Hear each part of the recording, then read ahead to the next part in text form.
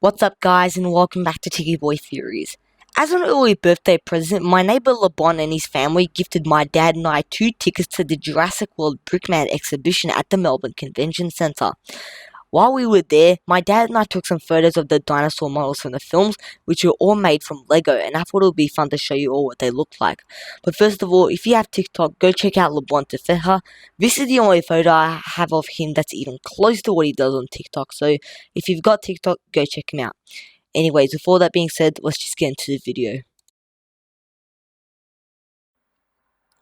So the first thing that was shown at the exhibition was basically the entry to Jurassic World. There was a model of the ferry docks and the monorail station from the start of Jurassic World. If you look carefully, I think you can see Zack and Gray from Jurassic World in the top left sector of the ferry, just because one has dark hair and the other has brown hair. Apart from that, there was also a model of Simon Masrani's chopper from Jurassic World. Masrani teamed up with ACU to try and kill the Indominus Rex while airborne, but their plan failed and they crashed into the aviary, releasing Pteranodons and Dimorphodons. There was also a massive picture of the Mosasaurus, which is entirely made out of Lego. This wasn't actually featured in the same room as everything else I've already showed you, but it's the only category that it fits into. Well, that's everything in that room. Let's move into the genetics lab. So first up is the double helix, and in case you don't know what that is, it's basically the structure of the DNA. The double helix isn't in the form of an object in Jurassic World, it's actually featured on the screen, and in case you're wondering what dinosaur this DNA structure belongs to, it belongs to the Indominus Rex. Next we have a fossilized Velociraptor arm with some brushes and an egg-turning claw. If you ask me, I think this could be some of the remains from the Velociraptor that Alan Grant and Ellie Sattler found in the first Jurassic Park film. We can also see some equipment that is used to extract the DNA samples from mosquitoes. There's also what looks like a foot next to a screen showing a small image of a Stegosaurus, which tells us that this fossilized foot probably belongs to a Stegosaurus. Well, that's it for the genetics lab. Next place to go is the petting zoo. So the first thing we see in the petting zoo is a gigantic Brachiosaurus model. Now, as you can see, this is an adult Brachiosaurus, which is not featured in the petting zoo in Jurassic World. There were only juveniles in the petting zoo. The adults are being kept in the Brachiosaurus grove on the other side of the island. Next up is an adult Stygomoloch, which was also not featured in the petting zoo in Jurassic World. They had their own enclosure, which was never actually shown or even mentioned about in the film. Next we see a model of a baby Cyanoceratops, along with a model of a baby Triceratops. In the film, the juvenile Triceratops and Cyanoceratops were being used as pony rides for little kids, while the adult Triceratops and Cyanoceratops were being kept in the Gyrosphere Valley. Next we saw a model of a juvenile Ankylosaur and a model of a juvenile Stegosaurus, and like most of the other dinosaurs in this room, these two dinosaurs were not an asset to the petting zoo. There are also some models of dinosaur eggs that were beginning to hatch. The first egg was that of a stegosaur, the next was a juvenile triceratops, and the last one was that of a baby pteranodon. Well, it looks like that's it for the petting zoo. It's time to move into the control room. So as you can see, there isn't that much Lego in the control room, but we did get to make our own dinosaur footprint and slide it onto a track.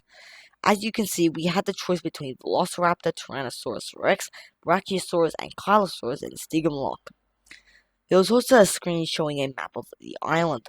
On the right hand side we see a Velociraptor footprint, which means that a Velociraptor, maybe blue, is being tracked from the control room.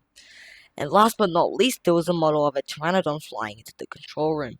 In Jurassic World, there was never a scene where a Pteranodon was flying into the control room, but I think it was just added to the room just to show something that was made out of Lego. Well, there's nothing more to see in here. Let's move into the raptor enclosure. So the first Velociraptor we see is Charlie. Charlie is the youngest out of all 4 members of the raptor squad and is a lime green raptor with black stripes. As you can see, Charlie is being kept in one of the metal cages that were used to keep the raptors from opening their mouths so Owen Grady and the other park workers could touch them. The next raptor is Echo, and like Charlie, she is in one of the metal cages which allows the park workers to get up close to the raptors. Echo is the third eldest out of all 4 members of the raptor squad, and is a brown raptor with blue tiger stripes. And the last 2 raptors in this room are Blue, who is the alpha raptor and eldest out of all 4 raptors, and her second in command, Delta. As you can see, Delta and Blue are not in metal cages like Charlie and Echo. Instead, they are out in the open. It may be hard to tell, but the way Delta and Blue are positioned is recreating the stand down scene in Jurassic World, because Delta is on the right hand side of Blue, and if Charlie was in the picture, she would be on the left side of Blue. Well, that's it for the raptor enclosure. Time to look at the last room, Escape Isla Nublar. So in this room, we see one of the 1993 Jurassic Park jeeps, and behind it we see a T-Rex the T-Rex emerging from a cluster of bushes. This scene is not from the 2015 Jurassic World film. This is from the 1993 Jurassic Park film, when Ellie Sattler, Robert Muldoon, and Ian Malcolm were trying to find Lex, Tim, and Alan Grant, but they were then chased by a T-Rex. If you have my honest opinion, this was probably my favourite room because it was the most realistic and the T-Rex looked like a lot of effort had been put into it. In fact, my dad nearly got eaten by it because he got too close, but luckily he took command of the raptors and managed to save himself ever so slightly. Now that I've gone through all that, I'm going to give my review on this exhibition. So I'm going to judge this exhibition by quality and quantity. I'm going to begin with quality. The quality of the dinosaurs at the exhibition was really well done. All the dinosaurs looked amazing and the rooms were really well set up. It was even said that Blue's head was purposely built higher than the other raptors to signify that she was the alpha raptor.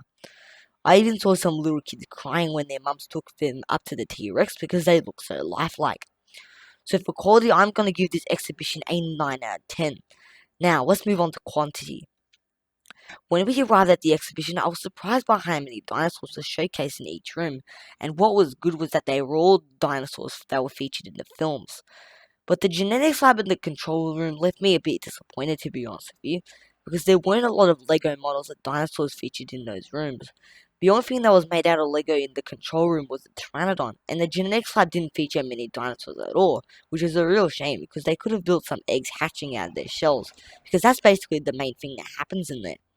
For quantity, I'm going to give this exhibition a 7 out of 10. In total, I'm going to give the Jurassic World Brickman Exhibition 16 out of 20. Well, it looks like that's the end of today's video.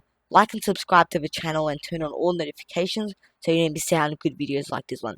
Bye for now, and I'll catch you in the next one.